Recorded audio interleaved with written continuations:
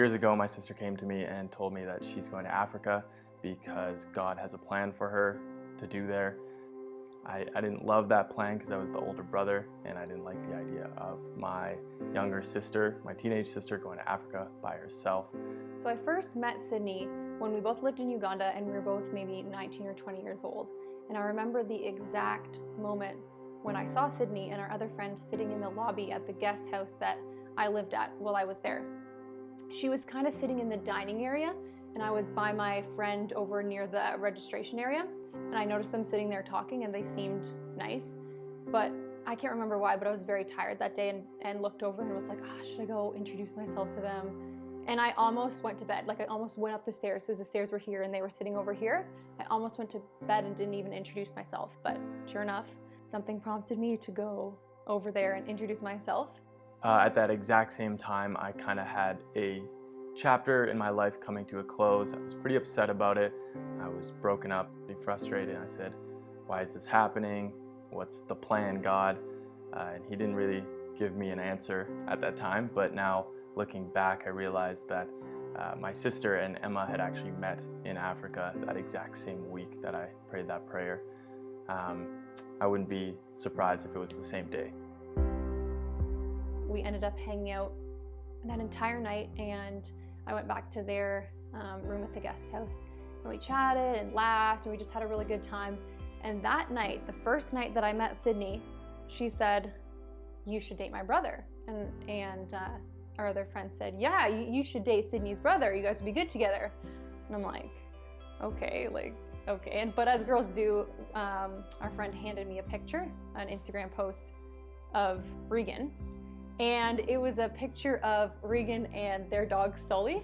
And I remember thinking, oh, okay, wow. So my sister actually came back from Africa and said, I met your future wife in Africa.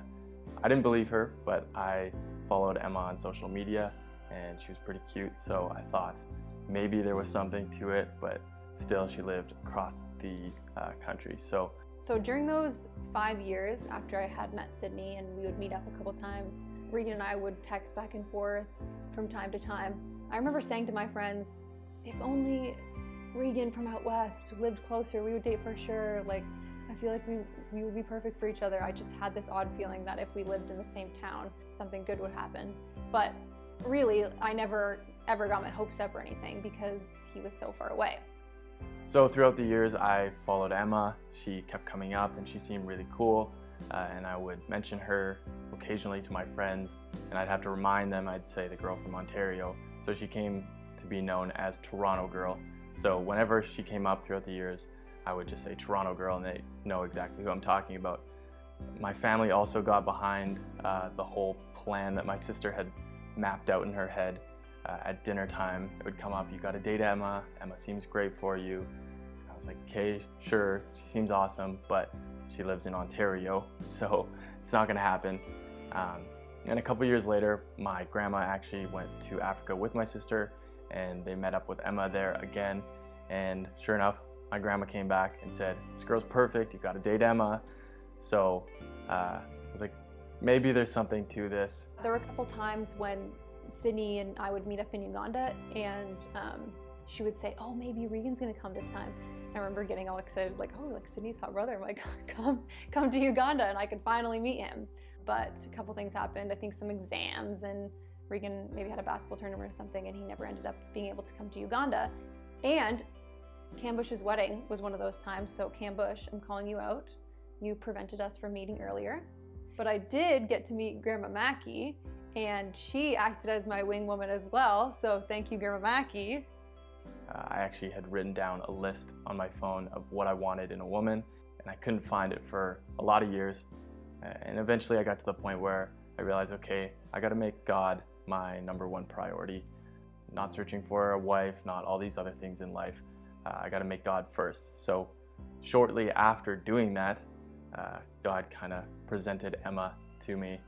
Made it very obvious that I should pursue it. Jump ahead a few years, I was at a pretty low place in my life, pretty lonely, pretty confused, and I was sitting on my couch in my old apartment in Guelph. I remember this vividly, and the song Pieces came on. It's a Christian song, and the song actually describes God's love for the church, sacrificial, holy kind of love for the church. And that was the first time I remember thinking, this is the kind of man I need in my life. I need someone to act like God protects his church and protects his people. And I remember just crying and thinking about that. And that same week, I was still pretty frustrated with God, and I was praying and thinking, God, now would be a good time to bring someone into my life. I hadn't always had that feeling. I hadn't always had that want, but I had felt like, okay, God, I'm going to be a good wife. I know that, and I've had experiences where I know I want to be a good mother, and I'm going to be a good mother. So now seems like a good time that you could do this for me. So I grabbed my Bible, and it opened to 2 Corinthians 6, verse 2, which reads, "At just the right time, I have heard you. On the day of salvation, I have helped you. Indeed, the right time is now. Today is the day of salvation." And I thought, that's odd, but it just kind of went to bed.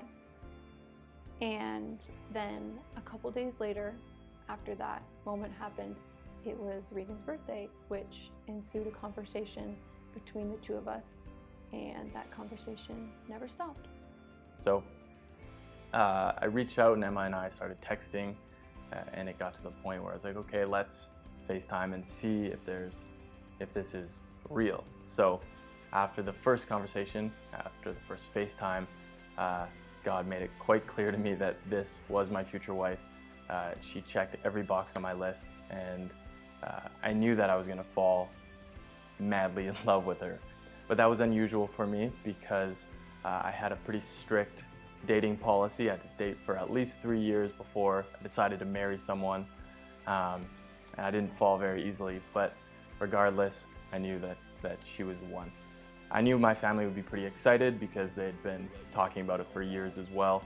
So I decided to film their reactions when I told them I was talking to Emma.